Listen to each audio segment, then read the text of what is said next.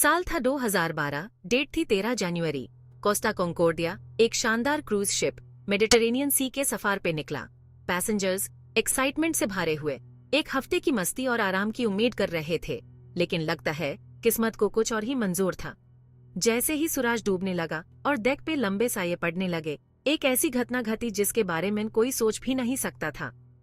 कॉन्कोर्डिया अपने तयशुदा रास्ते से भटककर इटली के गिग्लियो के कोस्ट से टकरा गया। यह टक्कर इतनी जोरदार थी कि पूरी शिप पे जैसे भौचाल आ गया और पैसेंजर्स एक भयानक अनुभव से गुजारने को मजबूर हो गए। हर तरफ हाहाकार मच गया। देखते ही देखते खुशी और रौनक का माहौल डर और बेचैनी में बदल गया। वो जहाज जो अब बेहतरीन से बेहतरीन टेक्नोलॉजी का नमूना था, एक पल में लग्जरी से भरा शहर अब डूबने लगा था। पैसेंजर्स के लिए ये वेकेशन अब जिंदगी और मौत की लड़ाई बन चुका था। पूरी दुनिया खौफ के साथ इस हादसे की खबर देख रही थी। आखिर कैसे मुमकिन है कि इंजीनियरिंग का एक इतना शानदार नमूना ऐसे ट्रेजेडी का शिकार हो जाए?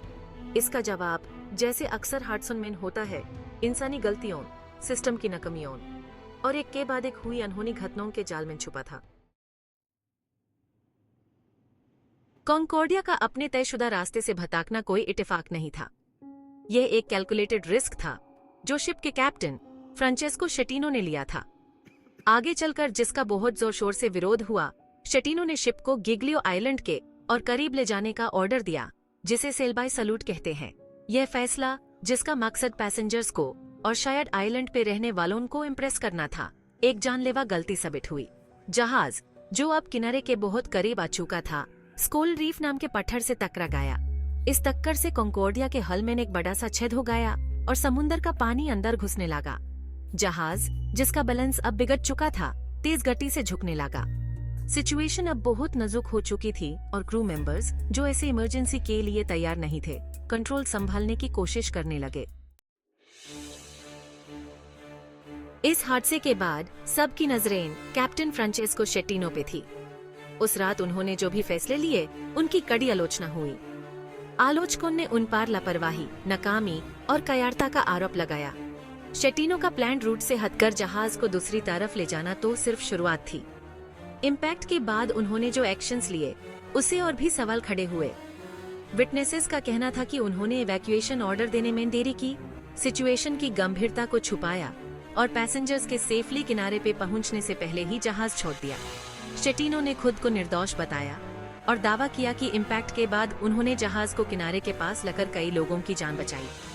उनका कहना था कि इवैक्यूएशन ऑर्डर में देरी इसलिए की गई ताकि जहाज स्टेबल हो सके और रेस्क्यू बोट्स वहां पहुंच सके। हालांकि उनके खिलाफ सबूत काफी थे। जनता की अदालत ने तो उन्हें मुजरिम करार दे दिया था। कैप्टन शेटीनो इंसानी गलती की मिसाल बन गए और ये याद दिलाया कि गलत फैसले कितने खतरनाक हो सकते हैं। जैसे जैसे जांच कर रहे ऑफिसर्स हादसे की कड़ियां जोड़ रहे थे, एक सबूत सबसे अहम निकला। जहाज का वॉयज डेटा रिकॉर्डर, VDR, जिसे अक्सर ब्लैक बॉक्स भी कहते हैं।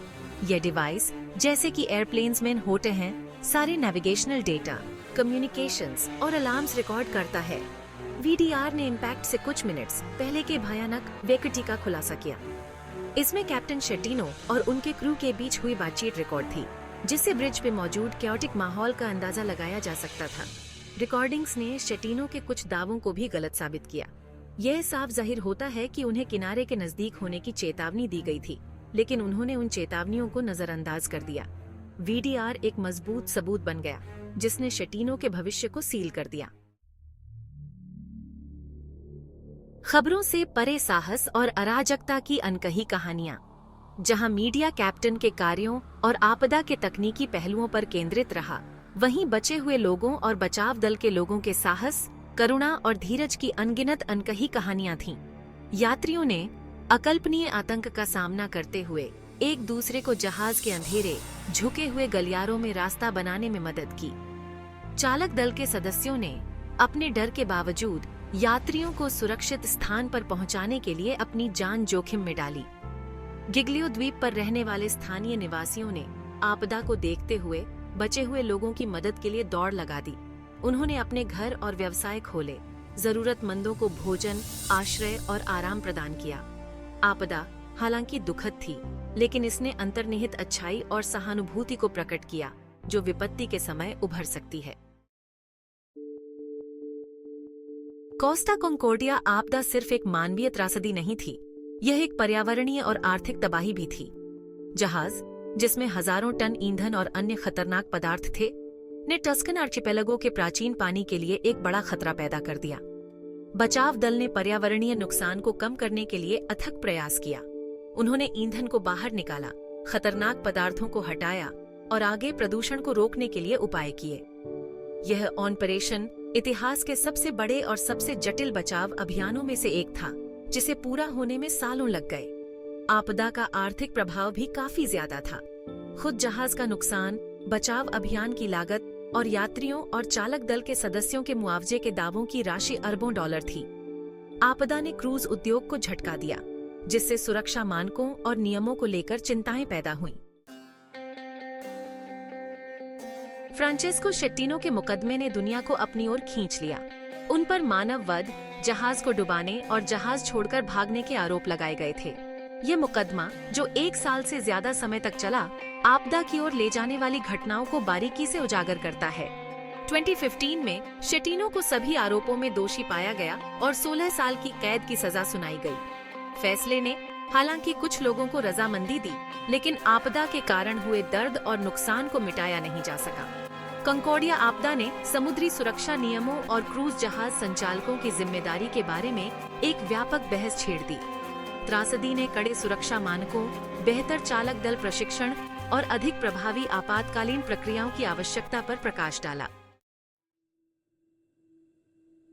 कोस्टा कॉन्कोर्डिया आपदा के मद्देनजर अंतर्राष्ट्रीय समुद्री संगठन, जो समुद्री सुरक्षा के लिए जिम्मेदार संयुक्त राष्ट्र की एजेंसी है, ने ऐसी ही त्रासदियों को रोकने के उद्देश्य से कई सुधारों को लागू किया। इन सुधारों में लाइफबोट क्षमता के लिए कड़े मानदंड, यात्रियों और चालक दल के लिए बेहतर सुरक्षा अभ्यास और जहाजों के किनारे पर फंसने से रोकने के लिए उन्नत नेविगेशन प्रणालियां शामिल थीं। उद्योग ने चालक दल के प्रशिक्षण के लिए नए दिशा निर्देशों को भी अपनाया, जो संकट प्रबंधन और संचार पर केंद्रित थे।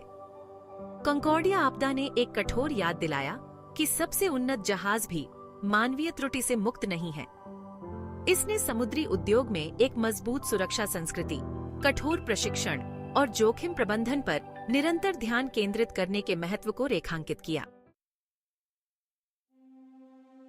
कोस्टा कॉन्कोर्डिया आपदा, जो अब समुद्री इतिहास में अंकित हो चुकी है, जीवन की नाजुकता और मानवीय त्रुटि के विनाशकारी परिणामों की एक दर्दनाक याद दिलाती है। सुंदर इतालवी समुद्र तट पर एक निशान के रूप में अपने किनारे पर पड़े हुए एक समय के शानदार जहाज की तस्वीरें उस मनहूस रात की एक डरावनी याद दिलाती रहती है। इस आपदा ने 32 लोगों की जान ले ली, जिससे परिवार और प्रियजन इस त्रासदी से हमेशा के लिए दुखी हो गए। उनकी यादें ऐसी आपदाओं की मानवीय कीमत की एक गंभीर याद दिलाती हैं। कोस्टा कॉन्कोर्डिया, जो कभी विलासिता और भव्यता का प्रतीक था, अब सावधानी का प्रतीक है, जो समुद्र की शक्ति के लिए सतर्कता, जिम्मेदारी और सम्मान के महत्व की याद दिलाता है।